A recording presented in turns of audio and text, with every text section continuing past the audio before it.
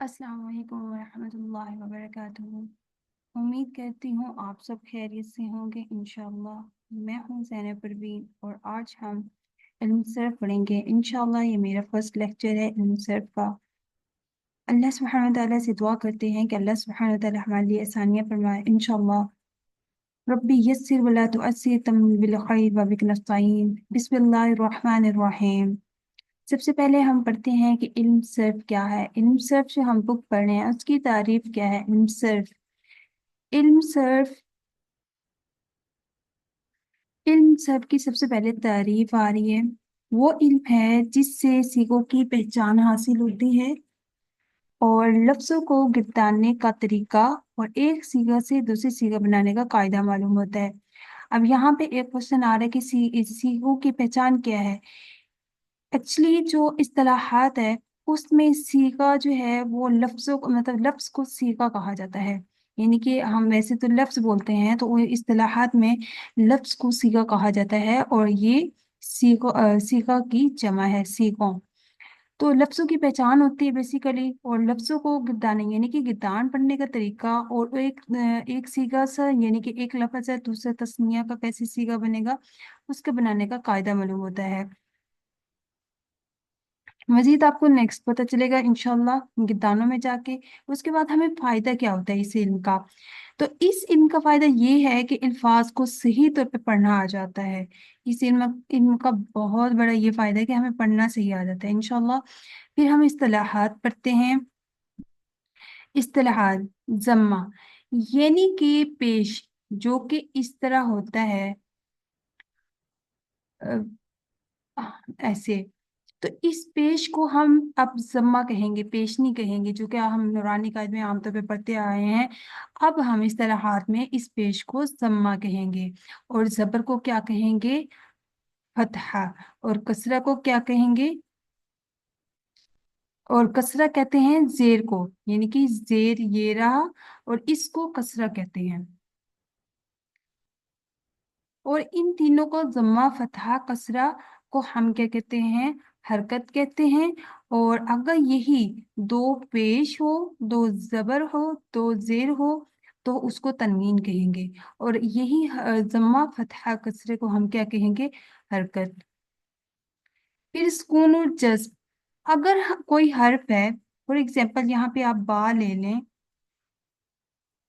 इस पर अगर कोई भी इनमें से हरकत नहीं है यानी कि इस तरह है और इसका मतलब है ये इस पे कोई हरकत नहीं है और ये साकिन है, यानी कि इसको सुकून भी कहते हैं और जज्म भी कहते हैं। इसके बाद आ जाता है तशदीद। तशदीद क्या है, अब हम इसको समझ लेते हैं। ये जो स्वाद के ऊपर उल्टा तीन है इस तरह, इसको कहते हैं तशदीद। सबसे पहले आपको ये पता चल गया। दूसरा ये कि ये तशदीद जिस वर्ड पर होगा वो दो बार पढ़ा जाएगा, एक बार उसको सुकून के साथ और दूसरी बार उसको हरकत के साथ। जैसे कि इसी एग्जाम्पल को हम खोल कर लिख लेते हैं। हम ये ऐन को लिखते हैं, फिर ये स्वाद को लिखते हैं, फिर स्वाद लिखते हैं। एक स्वाद को हम साकिन लिखेंगे यानी कि उस पे कोई हरकत नहीं देंगे और एक पे फतहा देंगे, ये वाली फतहा।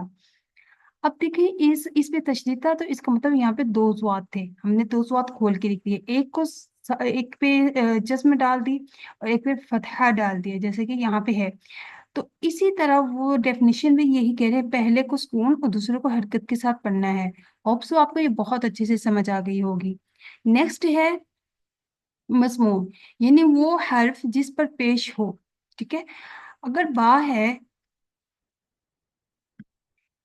इस पर पेश है यानी कि जिसको हम जम्मा कहते हैं इस्तिलाहात में, तो ये बा जो है मजमूम है। और इसी तरह अगर बा है उस पे फतहा है तो ये बा जो होगा मफहूम हो मफ्तूह होगा, जैसे कि यहाँ पे लिखा हुआ मफ्तूह है। इसी तरह कोई भी हर्फ है और उस पर कसरा है, उस पे जेर है।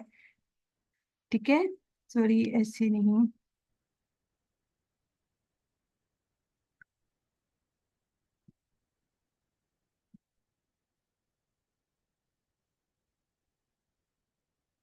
अगर तो उस पर कसरा है तो वो कहलाएगा मकसूर। यहाँ पे एग्जाम्पल भी होगी, आप लिख सकते हैं। नेक्स्ट है मुतहर्रिक, यानी कि यही वाला जिस पर जम्मा फतहा कसरा होगा उस हर्फ को हम कहेंगे मुतहर्रिक, यानी कि ये तीनों बार जो लिखे हैं ये मुतहर्रिक हैं। नेक्स्ट हम पढ़ते हैं साकिन। जैसे कि मैंने ऊपर लिखा था कि बा है और उसके ऊपर कोई हरकत नहीं है, जज्म है, तो वो हर्फ साकिन कहलाता है। यहाँ पे बा साकिन कहलाएगा। इसी तरह मुशद्दद, जैसे कि हमने अव्वा में पढ़ा था कि ज़ाद पर तशदीद है, तो जिस हर्फ पर तशदीद होता है उसको मुशद्दद कहते हैं, यानी कि उस ज़ाद पर उस ये जो ज़ाद है इसको मुशद्दद कहेंगे क्योंकि इस पर तशदीद है। इसी तरह हरूफ इल्लत हम पढ़ लेते हैं। ये कितने होते हैं? 3 होते हैं। और कौन कौन से होते हैं? वाव, अलिफ, या। और अगर हम इनको इकट्ठा यानी मजमुआ का मतलब इनको इकट्ठा कंबाइन करके लिख दें तो क्या होता है? इनको क्या कहते हैं? वाई। और आपको मैं बताती चलूं कि हमारे पास हरूफ तहज्जी 29 होते हैं, उसमें से ये 3 हरूफ इल्लत हैं। नेक्स्ट नेक्स्ट हमारे पास आता है सीगा। जैसे कि मैंने आपको डेफिनेशन में ही बता दी थी, इस्तिलाहात में लफ्ज को सीगा कहा जाता है।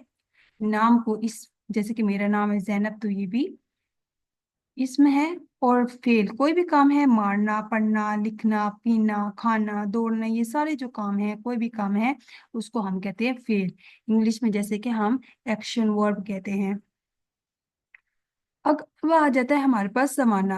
जमाना यानी कि वक्त का जो नाम है वो 3 किस्म का होता है।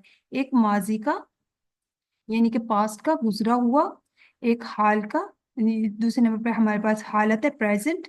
और तीसरे नंबर पे आता है मुस्तकबिल यानी कि फ्यूचर, आने वाला। तो इंशाल्लाह इसकी एग्जाम इसकी डेफिनेशन हम नेक्स्ट लेक्चर में पढ़ेंगे। इंशाल्लाह होप सो आपको बहुत ही आसानी से समझ आ गया होगा। इंशाल्लाह अल्लाह सुब्हानहू व तआला से दुआ है कि आपके लिए अल्लाह सुब्हानहू व तआला आसानियाँ फरमाए और आपको बहुत अच्छे से याद हो इंशाल्लाह। अब आपसे इजाज़त चाहती हूँ। और इजाज़त चाहने के साथ साथ मैं ये आपसे रिक्वेस्ट करूँगी कि आप मेरे चैनल को सब्सक्राइब करें, लाइक करें एंड शेयर करें एज ए सदका जारिया। इंशाल्लाह अल्लाह सुब्हानहू व तआला से भी दुआ है कि मेरे लिए ये सदका जारिया बन जाए। आमीन सुम्मा आमीन। अस्सलामु अलैकुम रहमतुल्लाहि व बरकातहू।